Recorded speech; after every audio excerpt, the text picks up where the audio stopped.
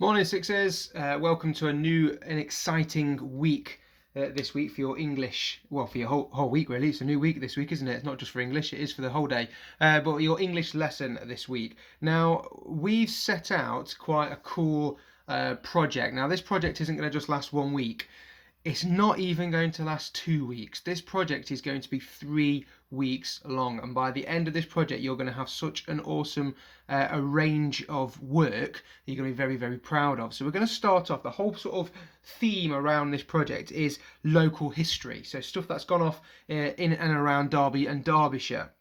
We're going to start off with something that is sort of in the heart of Derby. You might not have heard of them before, but they are very, very famous. And it was Derby are very proud for having this company based within their city. So what is it that we're going to be doing today? We're going to read and comprehend facts and information. How we're going to be doing that? By using a timeline of events, and then more specifically why, so we can understand the history of Royal Crown Derby. Now, some of you might have heard of Royal Crown Derby. Some of you might be thinking, what are you talking about, Royal Crown Derby? Now, despite the name, they didn't make a crown in Derby. Okay, Royal Crown Derby are a company. If I show you this, who are Royal Crown Derby?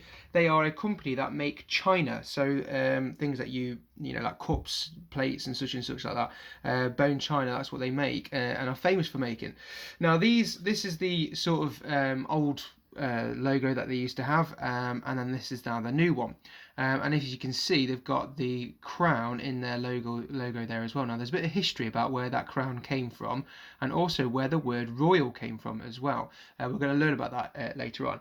So what I want you to do now at this point is just play this video here. Now those of you in school, obviously you could just click this link and it'll take you to the video. I've added the video to the playlist as well today, and it will take you to this video here.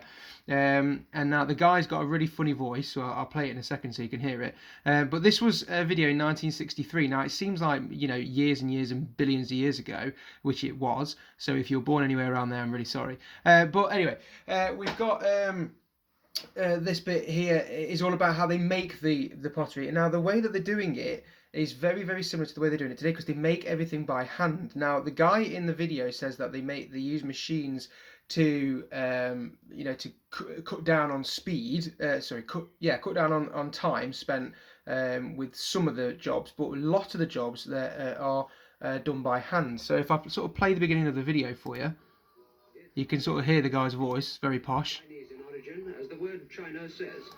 And the mystery is cool music as well. Far Eastern art of producing soft-faced pottery has reached such a peak in Derby, where a man like Ted Bountin has been pugging clay free from its air bubbles for 46 years, a skill that generations of Derby potters have passed down. Anyway, so they're telling you about how they make it by hand. It's a really good video, that is. So watch that now for me, and then you can come back to the slides here. Now, this is their factory on Osbaston Road. I put there, does anyone live near it? Does anyone live near Osbaston Road at all, or around the corner or anything? That's the factory that's still there today. Now, I've just posted some pictures here as well about some of the things that they make, and it's a very popular design of china that they've made here. This sort of painting pattern that they've made is very popular. And I always remember going around to my nana's, and she always used to have this. It just like put away in a cupboard somewhere. So I was always thinking, why have you got it? Because we never use it. You just sort of got it on the shelf. But that seemed to be like the thing to do. I always remember my auntie having it as well. We used to go around. I'm talking when I was about 4 or 5 now. So, and again, another billion years ago when I was 4 or 5. And they've got all these pots, and they just never used them. They're just there for show. And my understanding today is that people used to just do that. They used to just buy Crown Derby stuff and put it in like these glass cabinets just so they could say that they've got it. Never used to use it. Anyway, so that's what they have there. So your task now then, now we're sort of getting into this Royal Crown Derby, is this bit here. Now I'll enlarge that for those of you who haven't got it in front of you. So some of you at school will have this printed out for you. You don't necessarily need it printed out as normal. I don't mind you writing it out on a piece of paper. If you can print it out, by all means go for it. So the whole idea now is that we're going to create a secondary historical piece of evidence. So last week we did a primary piece because it was all first hand, it was all experienced by you, lockdown was.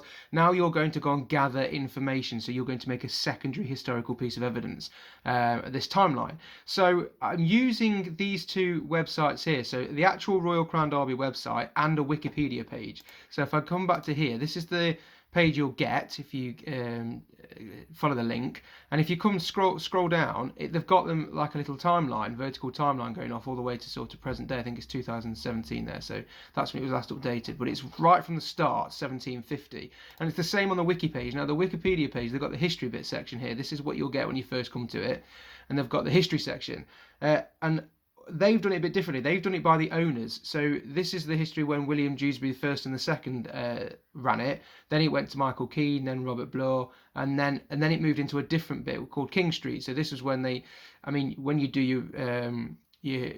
your questions in a minute, you'll understand where this sort of King Street came from, and then Osbaston Road, and then finally all the way down to these allied potteries that we've got here, and they've done it from 2016 at the bottom here is sort of the latest thing they've put on there. So you can use both of these as a sort of timeline to help you.